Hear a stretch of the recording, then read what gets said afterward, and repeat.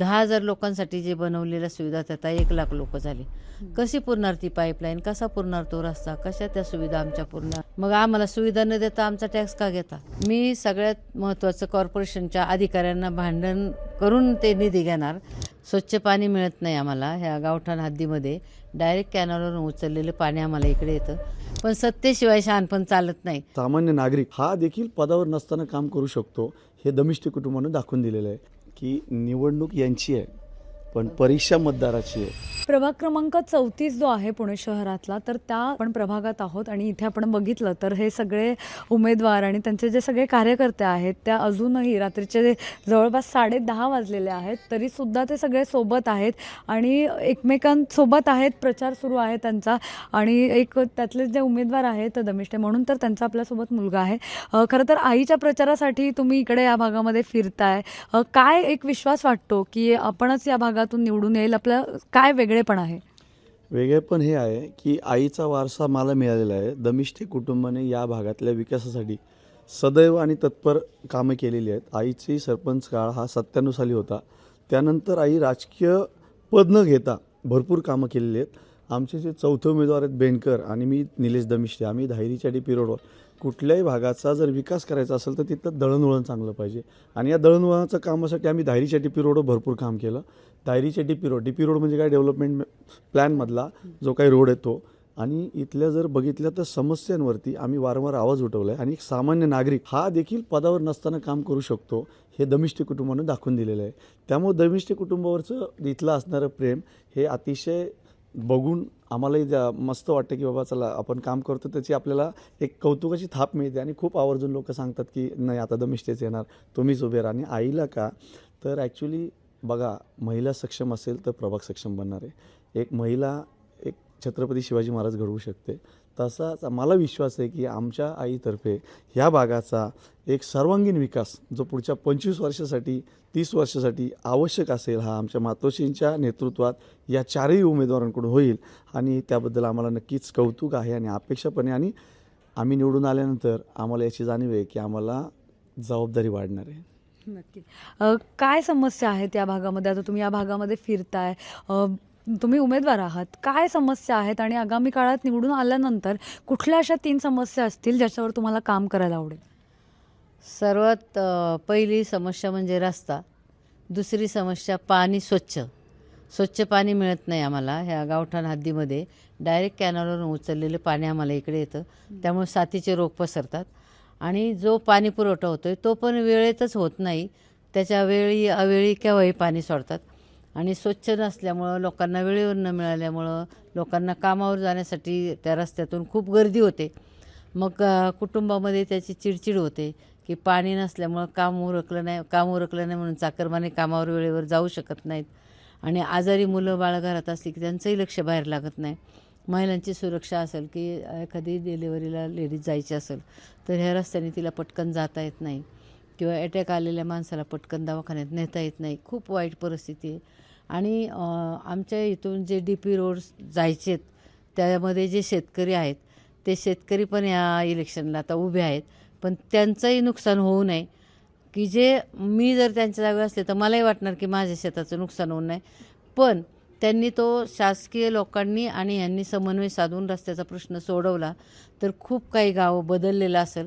कचऱ्याचा प्रश्न खूप महत्त्वाचा म्हणजे आहे की आपण आरोग्य कर भरतो कॉर्पोरेशनला पण ते स्वतः सगळं उचलत नाही. आरोग्य विभागाकडून काम न होता दुसऱ्या एजन्सीला काम देतात. ते वेळेत येत नाही. बायका कामाला जात असतात, कोणतरी जातात तर मग वेळेत ती गाडी येत नाही म्हणून कुठेतरी रस्त्यावर फेकतात. तो रस्त्यावरचा कचरा आपल्या आरोग्यासाठी धोक्याचा असतो. छोटी मुलं शाळेत इकडे तिकडे जातात.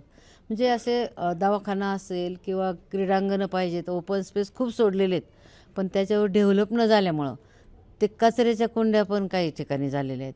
तर असं म्हणजे कॉर्पोरेशननी त्याच्यावरती जे अधिकारी असतात त्यांनी त्या प्रत्येक ओपन स्पेसच्या जागेवरती क्रीडांगण असेल, विरंगुळा केंद्र असेल ज्येष्ठांसाठी किंवा आश्रम असतील काही किंवा हरित क्रांती झाली पाहिजे. आपल्याला स्वच्छ हवा पाहिजे. आता आपलं पाणी बिघडायला लागले, हवा बिघडायला लागलेली आहे, अन्न बिघडायला लागलं की ज्या ठिकाणी स्वच्छ हवाच नाही त्याच्यातून उत्पादित झालेली शेतीची पिकं ही सुद्धा आपल्याला निरोगी पद्धतीने मिळाली पाहिजे. ती पण मिळत नाहीत कारण या ठिकाणी क्रेशरच स्थानिक लोकांचे आहेत. त्या क्रेशरमधून सुद्धा हवामान या तुम्ही ज्या समस्या सांगितल्या, कचरा, पाणी, रस्ता, तर या सगळ्या समस्यांवर तुमची ब्लूप्रिंट काय असणार आहे? तुम्ही काय काम करणार आहात? मी सगळ्यात महत्त्वाचं कॉर्पोरेशनच्या अधिकाऱ्यांना भांडण करून ते निधी घेणार की आमचा निधी खूप जातोय पण आम्हाला सुविधा काहीच नाही मिळाल्या. टॅक्स वाढवलेत, टॅक्स वेळेत नाही भरले तर 2% दंड लावता.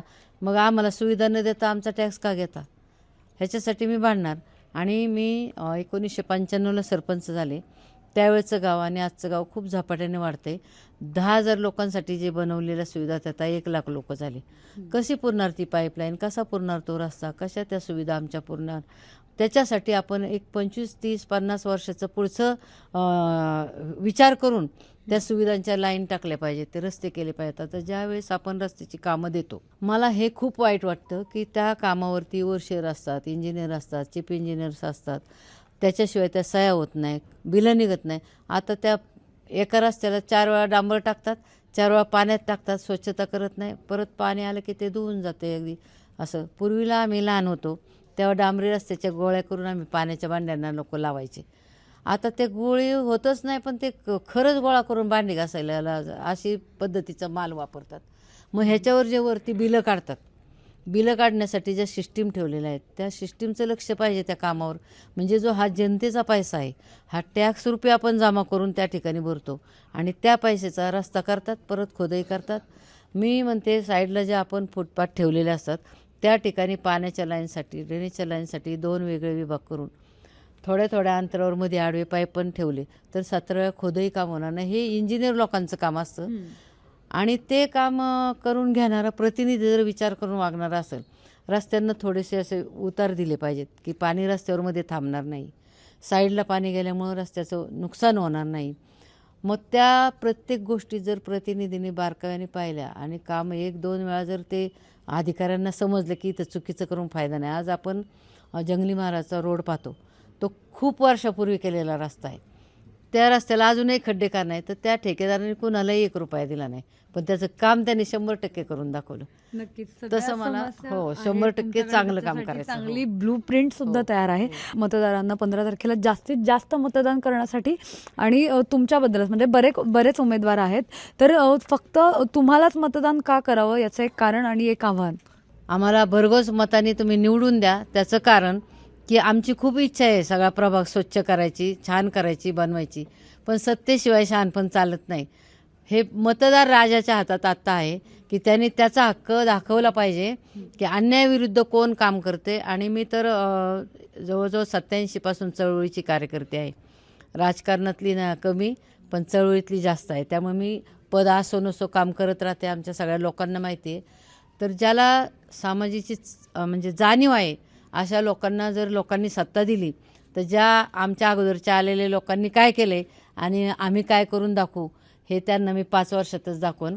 कारण मी सरपंच असताना प्राथमिक आरोग्य केंद्र केलं, शाळा केली, ग्रामपंचायतमधली अंगणवाडी एक केली, विहीर ग्रामपंचायतीची होती त्याच्यावर बांधकाम करून जाळी टाकली, पाण्याच्या 3 टाक्या केल्या. स्मशानभूमीचा तर खूप अवघड प्रश्न होता की आमच्या तिथं सोयी नसल्यामुळं ओढ्याच्या कडेला ते अंत्यविधी करायचे आणि ते अंत्यविधी चालू असताना कुत्रे असे त्याला ढासळून हातपाय 2 लोकांचे ओढून नेले होते. आम्ही ग्रामस्थांच्या मदतीने मी 24 तासात स्मशानभूमी उभी केली होती. असे कामं का करू शकले तर त्या सत्तेवर होते म्हणून. आता खूप वाईट वाटतं पण त्या खुर्चीत मी नसल्यामुळं फरक पडतो. म्हणून मतदारांना मी मनापासून आवाहन करते की संधी देऊन बघा, सोनं केल्याशिवाय मी राहणार नाही. नक्की. काय आव्हान करा? माझं आव्हान हेच आहे की निवडणूक यांची आहे पण परीक्षा मतदाराची आहे.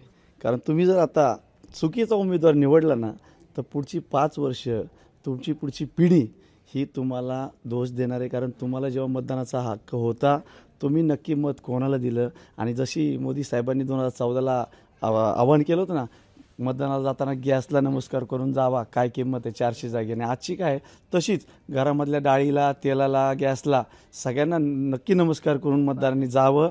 आणि जर श्रीमंताचा उमेदवार निवडून दिला तर तर त्याची अपॉइंटमेंट घ्यायला किती वेळ लागतो आणि एखादा चांगला हाडाचा कार्यकर्ता निवडून दिला तर त्याची अपॉइंटमेंट किंवा त्याच्याकडनं होणारं काम किती वेळात होतं याचा विचार करून 15 तारखेपर्यंत जी काय आहे ती संधी आहे या संधीचा योग्य उपयोग करून फक्त 15 तारखेपर्यंत मतदारांनी राजा राहायचं आहे का 16 तारखेला परत प्रजा व्हायचं आहे हे ठरवावं आणि म्हणून निवडणूक उमेदवारांची आणि परीक्षा ही मतदारांची हेच माझं आव्हान आहे.